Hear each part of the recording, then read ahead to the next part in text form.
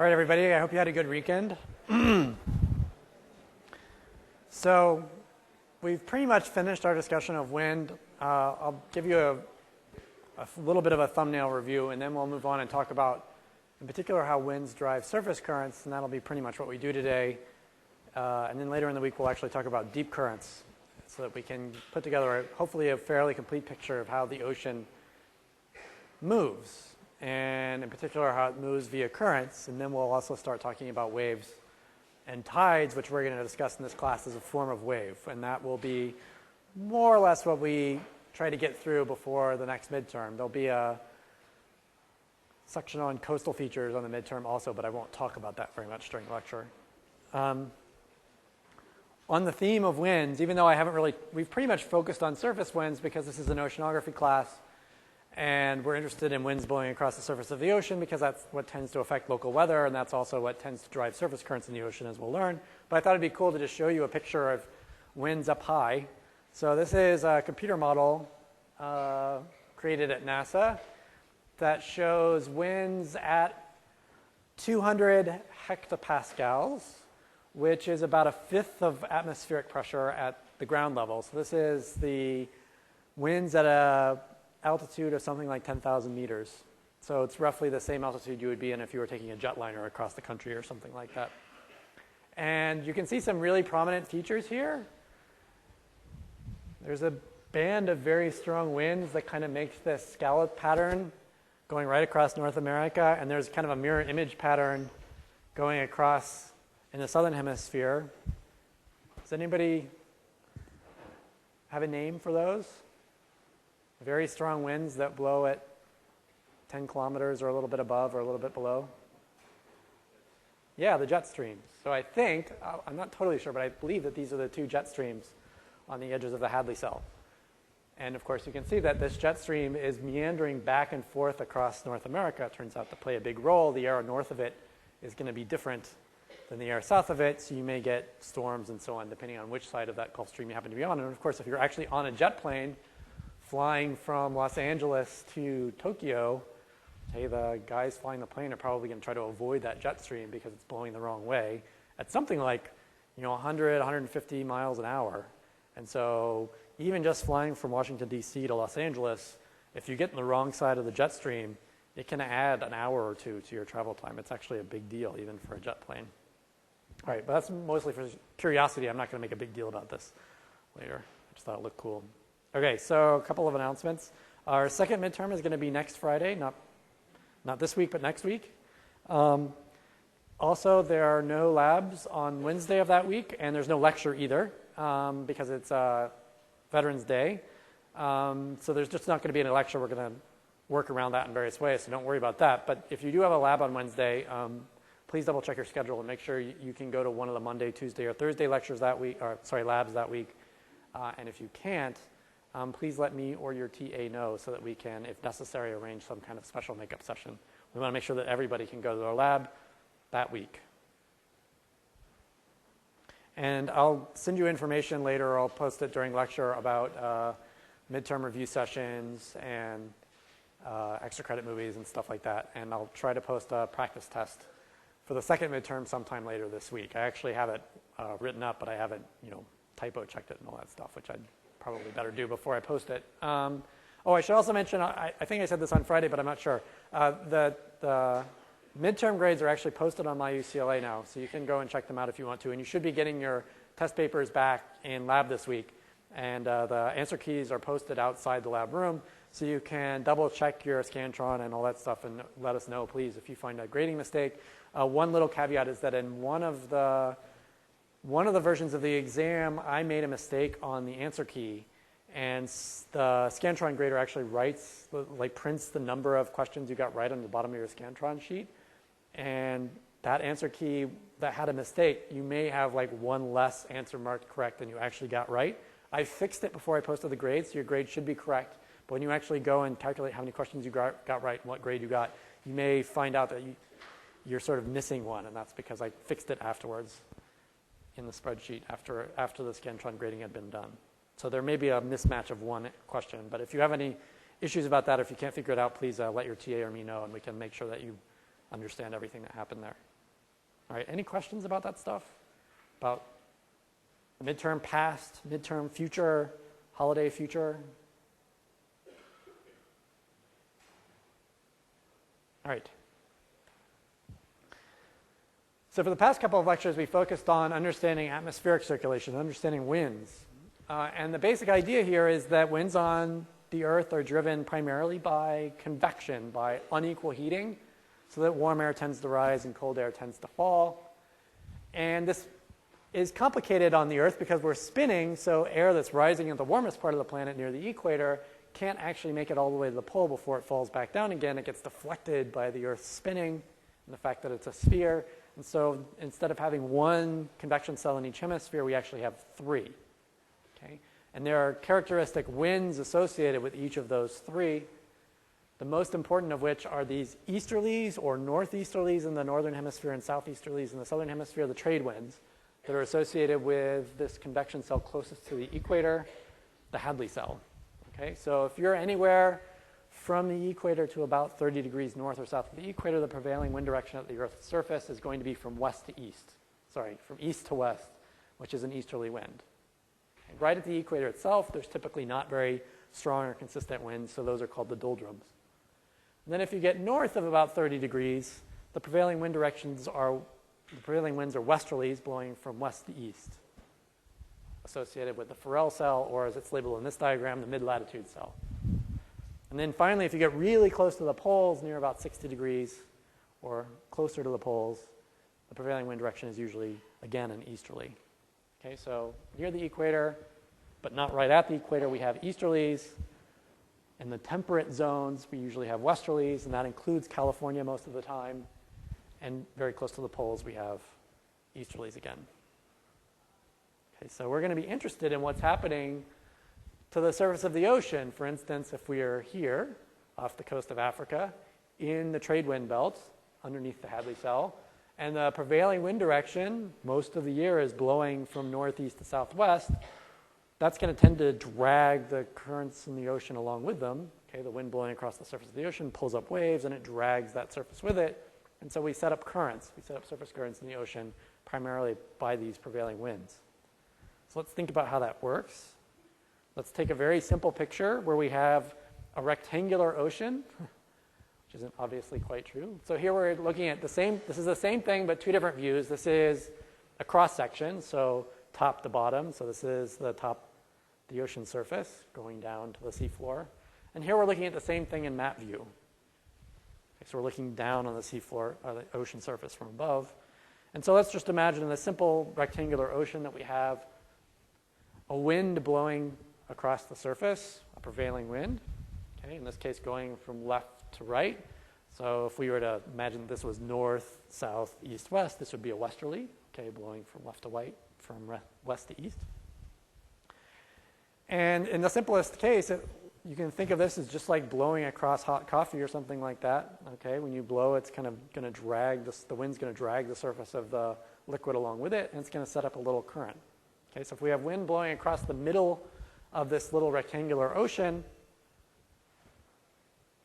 okay, it's going to tend to drag the surface with it. It's also going to make waves. We'll get to that later. And so it's going to tend to set up a current going in the same direction as the wind. It's going to drag that water along with it.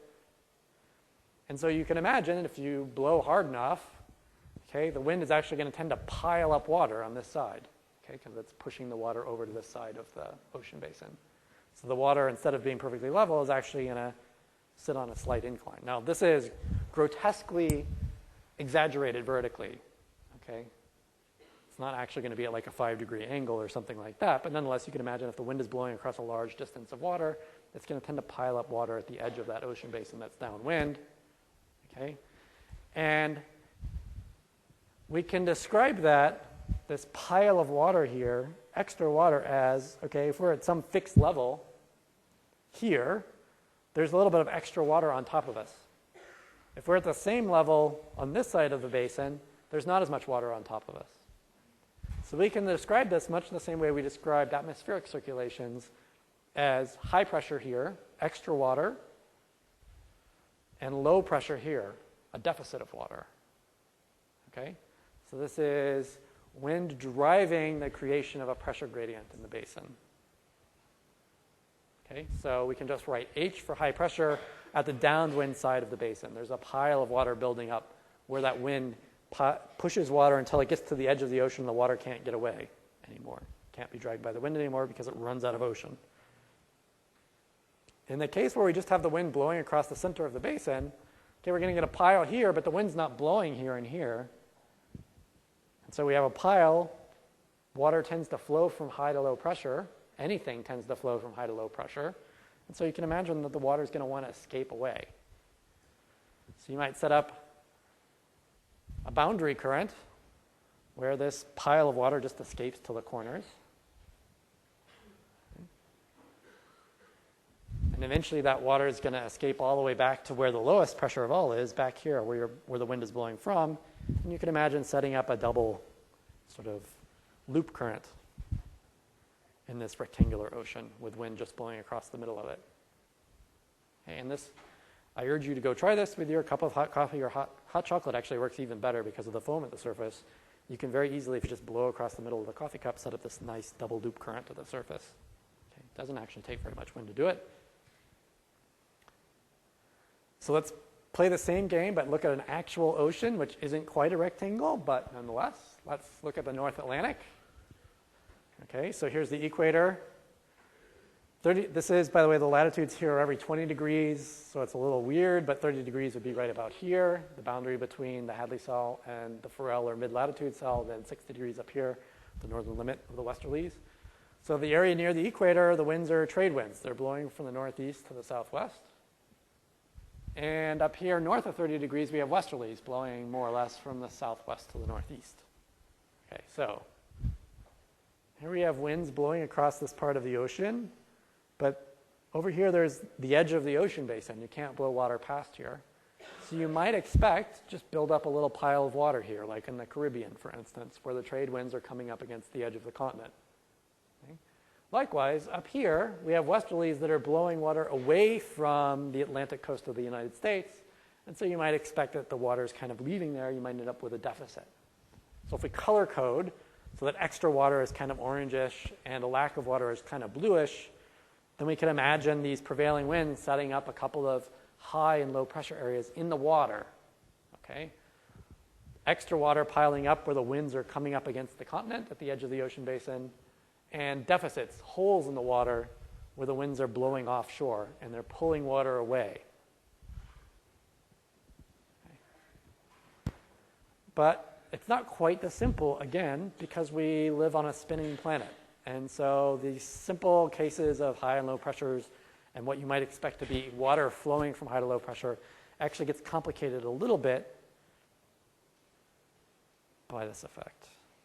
Okay, so let's go back to our simple picture again and think about it now in the context of a spinning planet. And in particular, let's assume we're in the northern hemisphere like we were in that picture of the North Atlantic Ocean, so that Coriolis effects tend to bend flows in what direction? Which direction does Coriolis tend to bend flows in the northern hemisphere? Towards the right. Okay? So same idea, we have wind blowing across the surface, dragging that surface with it, tending to pile up water on one side. But in this case, we have Coriolis in the northern hemisphere, which means that all of these flows in the ocean are going to tend to be deflected towards the right. Okay? So instead of just going straight across, left to right, it gets bent a little bit down or towards the south in this picture by Coriolis effects. So instead of having our high pressure system over here, it's not going to quite be in the same place. And this basic idea that Coriolis can affect flows in the ocean turns out to be pretty important for understanding how the oceans circulate the way they do.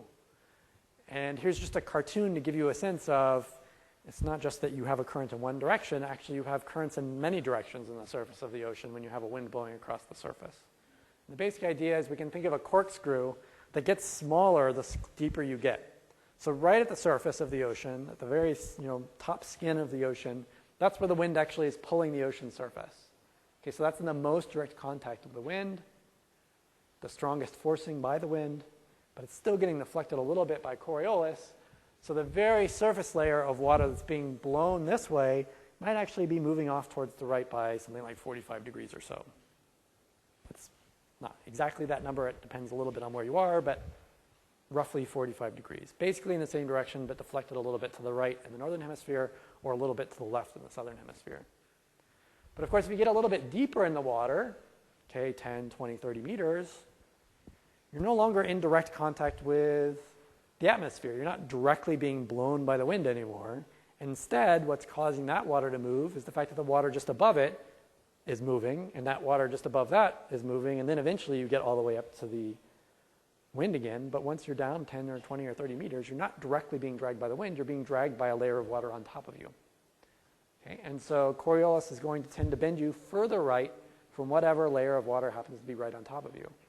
So the deeper you get, the more removed you are from that source of drag across the surface of the ocean, the farther to the right the flow gets deflected.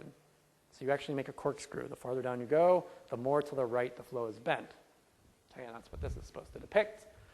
The farther down in the ocean you go, it goes around. In fact, it goes all the way around. Eventually, if you get deep enough, you have a gentle flow going in exactly the opposite direction from the prevailing wind direction, which is kind of weird. Now, if we add up all of these arrows, if we say, okay, fine, surface area, the very surface layer of the ocean, 45 degrees to the right from the wind, but if we go a little deeper, it's maybe 100 degrees from the wind, and eventually it's exactly the opposite direction, but weaker. We just add all those arrows together and we say, okay, what we really want to know is what's the average direction in which you're pulling the ocean, the surface of the ocean, right? We don't necessarily care about each of those individual layers, but we want to know, on average, if we add up all those currents that are caused by the wind, what way is the water surface, the water as a whole, being dragged? And if you add up all those arrows, it's going to be a little bit further to the right from the surface layer because that's the one that's going closest to the wind direction. But the surface layer is the strongest current, so it plays an important role. You end up getting a deflection that's something on the order of 90 degrees. So wind, in this case, blowing from bottom left to top right, actually can set up a net current, a net surface current in the ocean that's going from top left to bottom right. Okay, roughly 90 degrees. In some cases, it's a little bit less, but that's a good ballpark number to keep in mind. Okay, so the net transport caused by surface winds in the surface ocean is about 90 degrees to the right of the surface wind in the northern hemisphere and about 90 degrees to the left of the surface wind in the southern hemisphere. All right, so let's go back to our box. Now we're looking down from above on our box ocean in the northern hemisphere, and we're looking at something that goes roughly from the equator up to somewhere in the ballpark of the boundary between the westerlies and the easterlies near the poles. Okay, so this is where the horse latitudes, that's the boundary between the trade winds and the westerlies. So we have winds in different directions on either side of that line. So to the north, we have the westerlies, which air is sinking at the horse latitudes and then spreading out and getting deflected towards the right. So we end up with a southwest to northeast flow or a westerly. And of course, we also have air returning to the equator where it gets heated up and rises. So we have an easterly, northeast to southwest flow south of the horse latitudes. And each of these is going to tend to generate surface currents in the ocean, and the net effect is going to be to generate a current that's somewhat to the right of the prevailing wind direction. Now here it's drawn so it's not exactly 90 degrees. That's just so I could fit it in the picture, but hopefully you get the idea. The surface currents, the net surface current here is not exactly in the same direction as the wind. It's bent somewhat to the right in the northern hemisphere. Okay, so we have wind blowing across here. It's going to tend to make a pile of water here. This net surface current is going to hit the edge of the ocean. It can't go anymore, so you're going to tend to make a pile of water. Over here, the wind is pulling the surface currents of the ocean away from the continental boundary, so there's going to end up being a hole in the ocean. There's going to be a deficit of water, so a low pressure system. And a mirror image in the southern part of that box in the northern hemisphere. So we can imagine this pile of water, okay, it can't really flow back this way. The whole point of the pile of water being there is that it's being dragged over there by this surface current. So it can't get out that way, but there's a low pressure system right down here. So this high pressure, this extra water can just flow down this way. And in this case, it's flowing perpendicular to the direction of the surface current, so it's not being stopped by that surface current. It's just spreading out along the margin of the ocean to get to where the hole is. Okay? And the same will happen on the other side, so that in addition to the directly wind-driven currents, we have these currents along the margins of the ocean that are sort of returning water from the piles to the holes. Okay? And if you put together those arrows, the directly wind-driven left-to-right currents or right-to-left currents and the north-south marginal currents, we end up with a loop. Everybody see that? What direction is this loop going? Clockwise.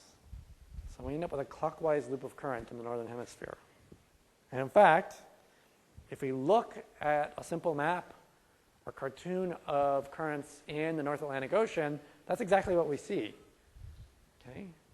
Going from the equator to something like 45 or so degrees north, we have this clockwise loop of current. And we'll get to it later. The different parts of that loop have different names, but hopefully you can see there's a left to right part, right to left part associated with the trade winds. These are currents that are pulled by the trade winds. We have a left to right part that's pulled by the westerlies. And then we have two currents at the edges of the ocean that are kind of returning water from where it's piling up against the continent to an area where it's pulled away from a continent. Okay, so we call this a gyre. Okay, and in this case, this is the North Atlantic. We call this the North Atlantic gyre. In the northern hemisphere, this clockwise loop of current. It's called a subtropical gyre sometimes because, it's running from the equator to temperate latitudes. So it's outside of the sort of starting in the tropics and moving a little ways north as opposed to being right up near the poles. There are some polar gyres as well, or subpolar gyres, but we're not going to make a big deal about those. Okay, so wind stress, winds blowing across the ocean associated with the 3 wind bands in each hemisphere are actually driving in each half of each ocean, in each hemisphere in each ocean, this loop current that extends from somewhere near the equator up to 45 degrees or so away from the equator. So far, so good? All right. Let's have a little fun with this. So here's our loop. I've changed the colors of the arrows just because I forgot what color they were when I did it before. Sorry about that. So we have the winds blowing across the surface generating this loop of current. Okay.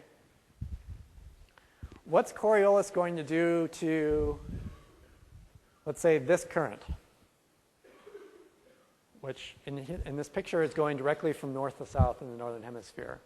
So what are Coriolis effects going to tend to do to this current? It's northern hemisphere, so which way does Coriolis deflect? So it's going to go in, right? This current's going to tend to get pulled in. What about this current? Now, it's already affected by Coriolis, but nonetheless, nominally, what would you expect Coriolis effects to do? In. How about this current? In. How about this current? In. So what do you expect to happen if we have Coriolis essentially deflecting all of these currents in this loop towards the middle? You expect to make a pile of water in the middle, right? And you can actually see it. You can see this pile of water from space. Okay? The generation of a high-pressure system in the center of each gyre caused by that flow pattern. You can see it. And this is a mixture of a model and satellite observations. Remember we talked about how you can use a satellite to measure gravity and how far you are above the surface of the ocean and back out from that what the depth of the ocean is? Well, it turns out the same information you can use to figure out how high the sea surface is relative to where it would be if the ocean wasn't circulating. Okay? And this is the residue. This is the difference between where the ocean actually is and where it would be if it wasn't moving, averaged out over a year. And this is actually averaged out over a decade, from 1992 to 2002. Okay, so here's the North Atlantic again.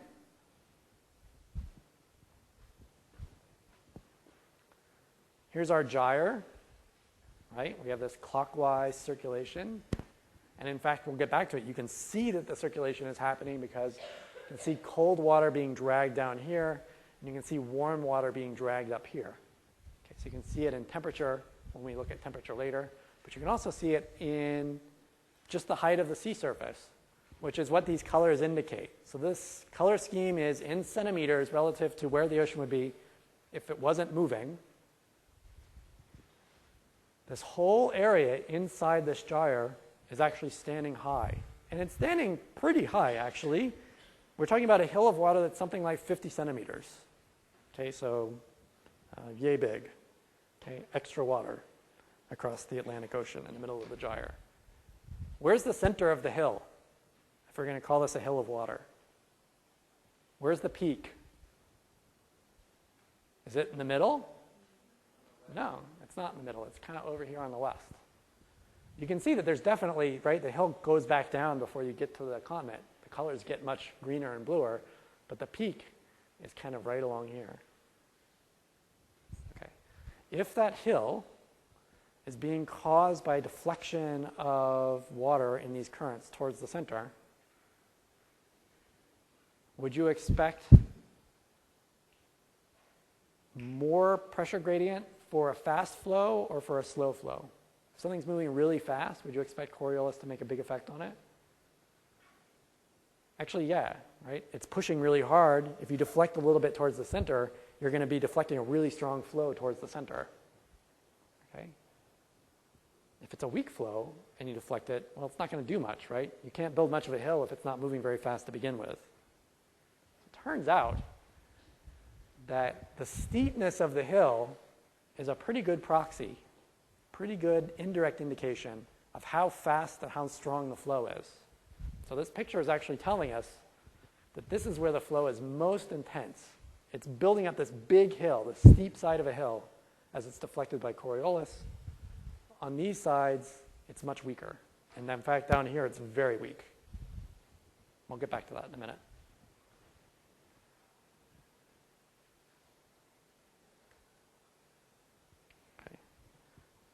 The basic idea here is in each hemisphere, in each ocean, including the North Atlantic, there's this large circular current pattern that runs from somewhere near the equator out to about 45 degrees away from the equator, a loop current, a gyre. And they're high pressure systems. So there's actually a pile of water inside of each gyre, built up by Coriolis acting on those gyre currents. And so that hill you can think of as being a balance.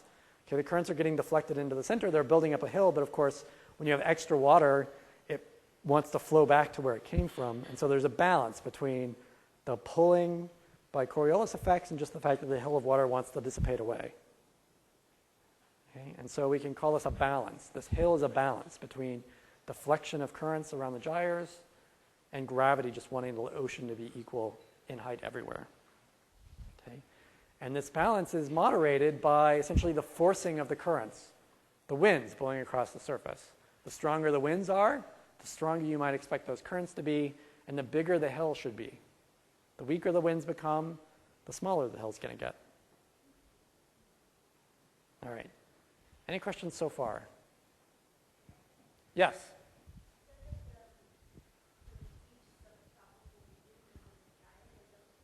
Yeah, so in each hemisphere, in each ocean, there is a gyre. And so you can actually see them here. So this is the North Atlantic one that we talked about.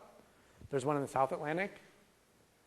The Indian Ocean doesn't really go into the Northern Hemisphere, so it just has a Southern Hemisphere gyre. And then in the Pacific, it's split in two here, but you can hopefully, in your mind, join them across. There's also a North and South Pacific gyre. And northern gyre is clockwise. Southern gyres are counterclockwise, because Coriolis goes to the left in the Southern Hemisphere. And you can see that there are some other things going on here, and we'll talk about a few of them, but that's one of the really important things you should know. One gyre, each hemisphere, each ocean basin. Any other questions? All right. So if we add all those up, we end up with 5 gyres. Okay, 2 in the Atlantic, 2 in the Pacific, and 1 in the Indian Ocean, because it doesn't really go into the Northern Hemisphere. Asia's in the way. And then it turns out that there's one other current that actually kind of makes a loop. It does make a loop, but it's not a gyre, but we're going to talk about it anyway, and that's the Antarctic circumpolar current, which actually goes around Antarctica. So it's not in the subtropics, for one thing, and it actually only makes a loop if you're looking down from the South Pole. It doesn't really make a loop in the sense of a rectangular ocean. Let's look at some of those in a little bit more detail. This is just where they are in the ocean. And let's go back and look at the North Atlantic one again. Okay, so clockwise loop.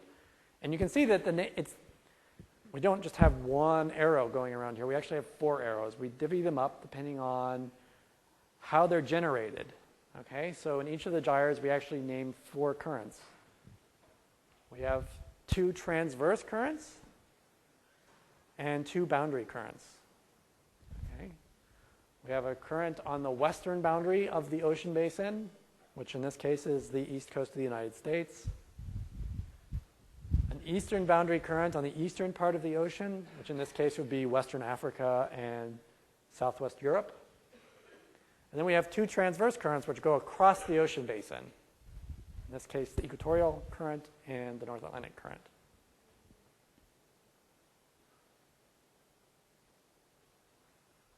Which of these is driven directly by the wind? Which ones are the ocean being dragged by wind across the surface? Who votes for western boundary current? Who votes for eastern boundary current? Who votes for North Atlantic drift? Who votes for equatorial current, north equatorial current? Yeah, it turns out that the north equatorial current and the North Atlantic drift, those are the directly wind-driven currents. You have the trade winds blowing down like this, okay, causing a surface current that goes off to the right.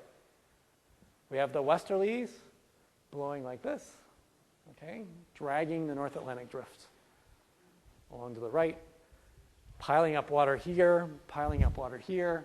And so we set up these boundary currents that actually return flow, but aren't directly themselves driven by the wind.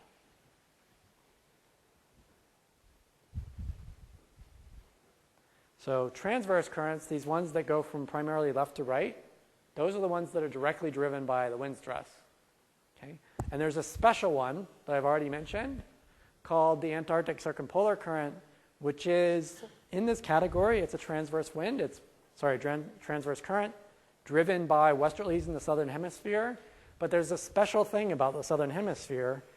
In the westerly belt, 50 degrees, 60 degrees or so, there's actually a region of the ocean that is not intercepted by a continent all the way around the planet. Okay? South America doesn't go quite all the way to Antarctica here. There's a gap. Africa doesn't go all the way to Antarctica here. There's also a gap. And Australia doesn't go all the way to Antarctica. There's a gap. So there's a latitude band where westerlies can blow across the surface of the ocean and drive an ocean current. And that ocean current never actually encounters a continent. It never has to really pile up in the way that we described in our simple rectangular ocean model. Okay. As a result, this current just keeps getting spun up and spun up and spun up. Okay. The wind's blowing across it. The current just goes and goes and faster and faster and faster. And eventually you build up just a monster current in the ocean. Okay. This is, it turns out, it's a transverse current, but it's special, and it's really, in terms of the amount of water being moved, the biggest current in the ocean.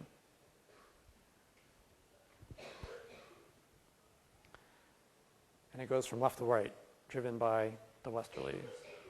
So it's a circular current. If you look down on the South Pole, you would see this current going around on a circle clockwise. But it's not a gyre, okay? It's not actually being driven by wind in 2 different wind belts, piling up water against continents and that water returning along the coastlines of the continents. In this case, there is no continent really, okay? It's just a direct wind forcing all the way around the planet.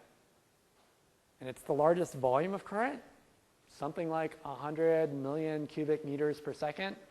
1 million cubic meters per second is a funny unit in oceanography called a Sverdrup. Sverdrup was a famous oceanographer.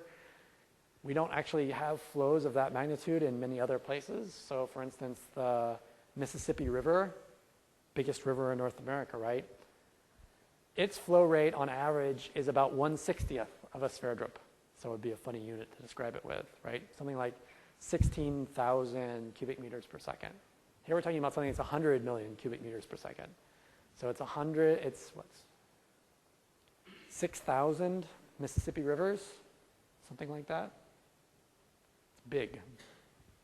Okay? And it's big, it's strong, because we have a wind belt, the westerlies, blowing more or less the same direction all the time. And this flow can just keep going around the planet in this wind belt without running up against a continent. And for very similar reasons, we'll get to this later, okay, you have wind blowing across the surface of the ocean. It never hits a continent. Okay, in addition to driving the current, of course, wind builds waves in the ocean. That's how we usually get wind waves. And those waves just get bigger and bigger and bigger in this wind belt. Okay, so in addition to being a really strong current, this is an area with kind of the nastiest surf conditions on the planet, at least on average. And I actually have some friends who've done field work going from like New Zealand to Antarctica to measure oceanographic things like magnetism on the seafloor, and they always have a fun ride. I don't think I could quite do that. Okay. The other type of transverse current worth mentioning, and I've already mentioned them, are the equatorial currents. Okay. So we talked about the North Equatorial Current being part of the North Atlantic Gyre. There's another one south of the equator and here, driven by the trade winds.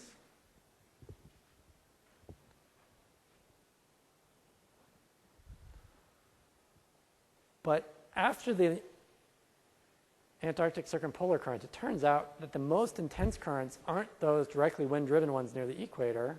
They're important, but actually the western boundary currents turn out to be the most intense after the Antarctic circumpolar current. And you can see that pretty graphically in maps of, for instance, height of the sea surface, which I just showed you, or you can see it pretty graphically in just a map of temperature of the ocean surface. And I think this is actually from like yesterday, the temperature of the ocean, although I don't have the color scale here, so you can't quite tell what the temperatures are. But the orangish and reddish colors are 20 degrees Celsius or above, so we're 70 degrees Fahrenheit or above. Swimmable water. And you can see that right here along the east coast of the United States, there's this ribbon of warm water. And in fact, in a more diffuse way, you can follow it as the North Atlantic drifts all the way across to Europe. And that turns out to be important.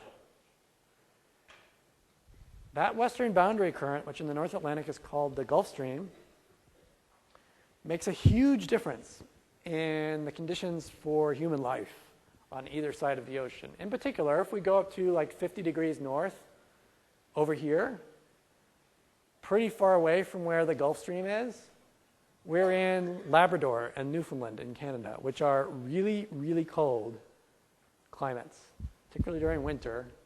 Can't really grow many crops there, for instance, because the summer's too short and the winter's too strong. But if you follow the latitude line at 50 degrees from Newfoundland and Labrador straight across the Atlantic Ocean, now we're at the end of that Gulf Stream and North Atlantic drift that's bringing this warm water from the Caribbean up in the gyre and across the Atlantic Ocean. And now we're in southern England, which is like the breadbasket of England, okay? They grow all kinds of vegetables and stuff there. Doesn't freeze that often. This part of the British Isles, okay, almost never freezes. Okay, even though it's in the same latitude as Labrador, which is already frozen a bunch of times this year, and it's going to freeze a bunch more times this year too. Okay. Likewise, Spain, Portugal, the really warm, sunny parts of Europe are at about the same latitude as Boston, okay, which you don't think of as the sort of summertime vacation spot of North America. And that's because of this warm water that the Gulf Stream is carrying across the Atlantic Ocean. Okay, it's actually warming up everything downstream from it.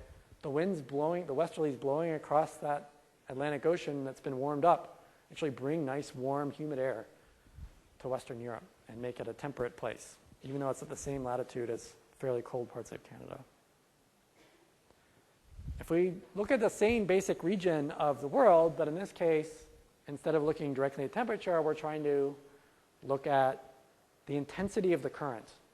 How many millions of cubic meters of water are being dragged across the ocean surface by the winds and the return flows along the continental boundaries you can see that the flow lines tend to converge right here to the Gulf Stream.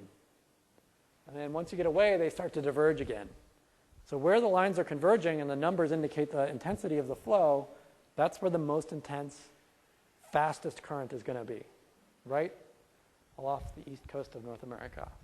And as much as 50 or so million cubic meters of water per second. So something like 2,000 or 3,000 Mississippi rivers flowing just offshore.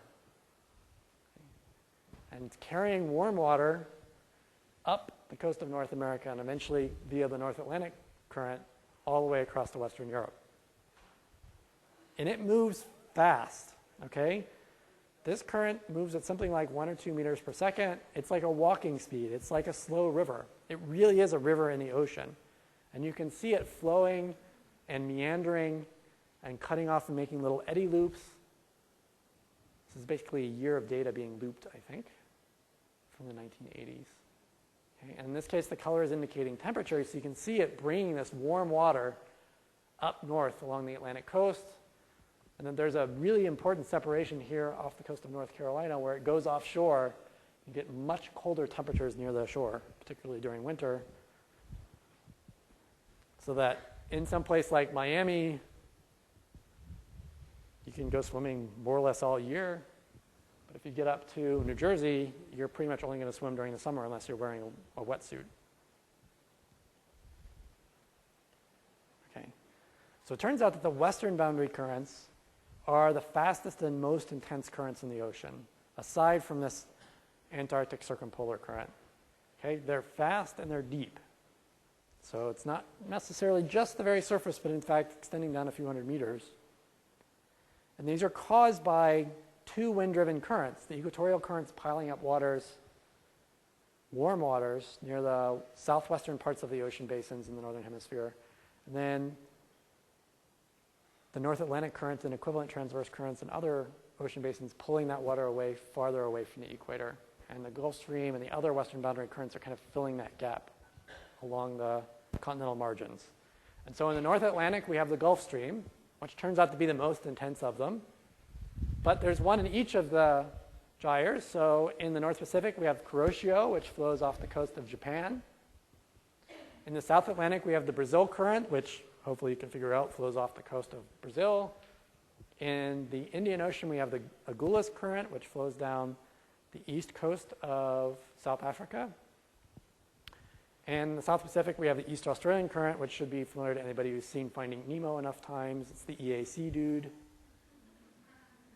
And these are all fairly intense, strong currents, but it turns out that the Gulf Stream is kind of the king of them all. Okay? It moves really fast, something like 2 meters per second, which is of order 200 kilometers per day. Okay, so 10 times as fast as you can walk. Actually, if you were sailing a boat, that would be a pretty good rate of progress. So you could just drift basically as fast as you can sail. If you're trying to sail against the Gulf Stream, you're in bad shape, unless there's a strong wind. And it's moving something like 3,000 Mississippi rivers worth of water. It's a big, intense current.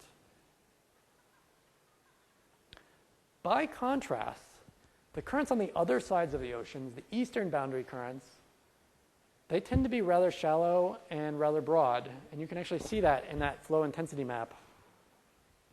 Okay?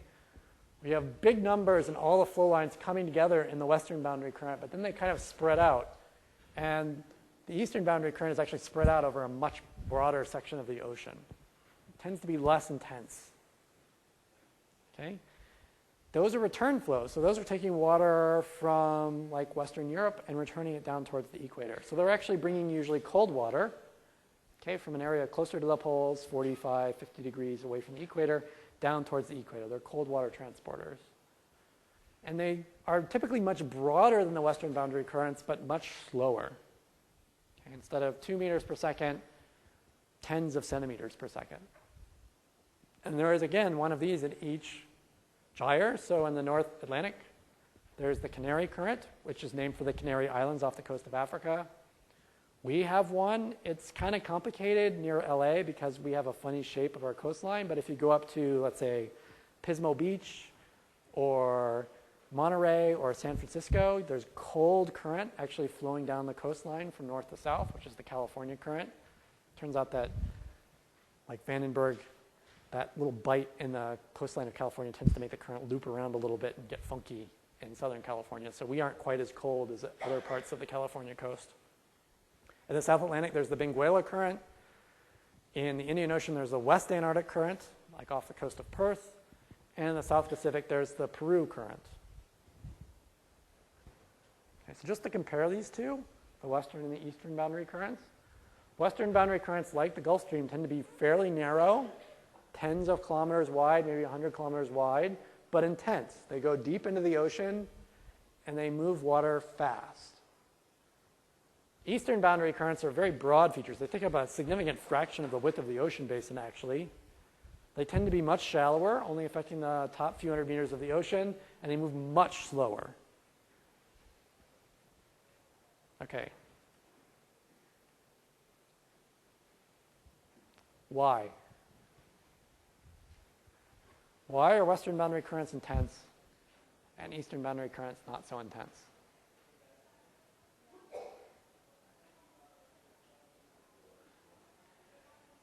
I can't actually give you the complete answer, but I can give you a part of the story, which maybe you can come up with too. Yes?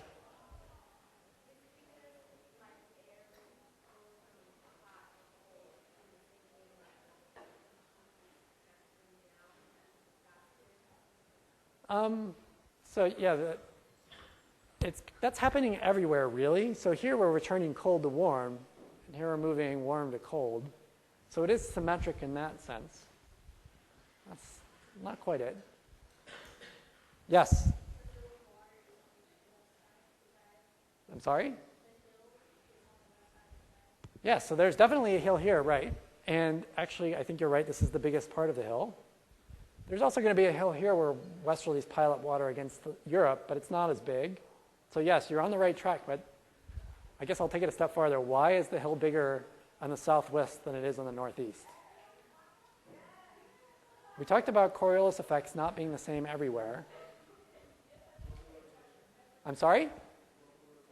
Okay, can you elaborate?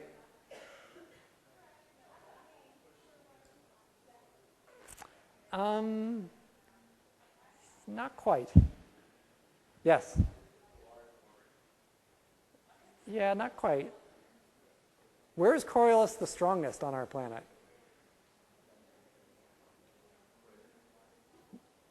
Backwards. It's strongest at the poles, where when you're moving along the Earth's surface, you're moving directly away from the spin axis. So your speed rotating with a planet is increasing or decreasing very quickly as you move. Coriolis becomes weakest at the equator. In fact, it goes to 0 at the equator. So the flows here, right near the equator, okay, they're actually not affected very strongly by Coriolis. A little bit, but not very much. So they can go kind of straight across and pile up water here without being deflected very strongly. The water that's going across this way, it doesn't have that luxury. It's too far away from the equator. It's being deflected fairly strongly by Coriolis effects. So instead of making it all the way across and making a big pile here, it's getting deflected all the way along. So by the time it gets here, it's not very intense anymore. Too much of it's been deflected away. So it's because Coriolis is weak near the equator, the winds can just blow a big pile of water up here without it being deflected very strongly. You make a big pile of water, and it's going to flow down off of that pile very quickly. Here, Coriolis prevents you from making a really strong pile of water. The water is just getting deflected too much. So you don't make as big of a pile. Okay? So the fact that Coriolis is weak near the equator means that the flow near the equator is the most straightforward and direct, can build up the biggest, steepest pile of water, and therefore generate the most intense return current. All right? Does that make some sense? There's actually probably more to it than that, but it's part of the answer anyway. All right, so come back on Wednesday, and we'll finish talking about surface currents and start talking about deep current in the ocean.